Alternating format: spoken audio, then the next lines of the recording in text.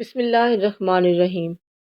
عبدالستار ایدھی مرحوم سے ایک انٹرویو میں پوچھا گیا، آپ نے ہزاروں لاوارث لاشیں دفنائیں، کبھی کسی لاش کی بگڑی حالت یا اس پر تشدد دیکھ کر رونا آیا؟ انہوں نے آنکھیں بند کر کے گہری سوچ میں غوطہ زن ہوتے ہوئے کہا، تشدد یا بگڑی لاش تو نہیں، البتہ ایک مرتبہ میرے رضاکار ایک صاف ستھری لاش لے کر آئے، جو تازہ انتقال کیے بوڑھے مگر کسی پڑھے لکھے اور کھاتے پیتے گھرانے کی لگ رہی تھی۔ اس کے سفید چاندی جیسے بالوں میں تیل لگا ہوا تھا اور سلیقے سے کنگھی کی ہوئی تھی۔ دھوبی کے دھلے ہوئے سفید اجلے کلف لگے سوٹ میں اس کی شخصیت بڑی باوقار لگ رہی تھی، مگر تھی وہ اب صرف ایک لاش۔ ایدھی صاحب پھر کچھ سوچتے ہوئے گویا ہوئے، ہمارے پاس روزانہ کئی لاشیں لائی جاتی ہیں، مگر ایسی لاش جو اپنے نقش چھوڑ جائے کم ہی آتی ہیں۔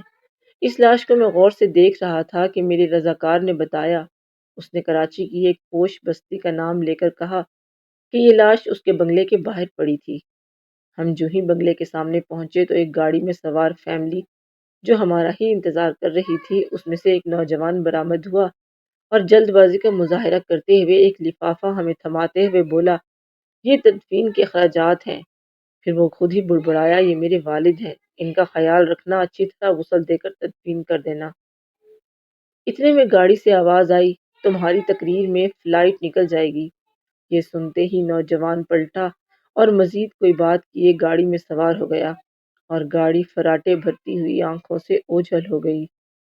ایدھی صاحب بولے، اس لاش کے متعلق جان کر مجھے بہت دکھ ہوا اور میں ایک بار پھر اس بدقسمت شخص کی جانب دیکھنے لگا تو مجھے ایسا لگا جیسے وہ بازو وا کیے مجھے درخواست کر رہا ہو کہ ایدھی صاحب، ساری لاوارث لاشوں کے وارث آپ ہوتے ہیں، مجھ بدقسمت کے وارث بھی آپ بن جائیں۔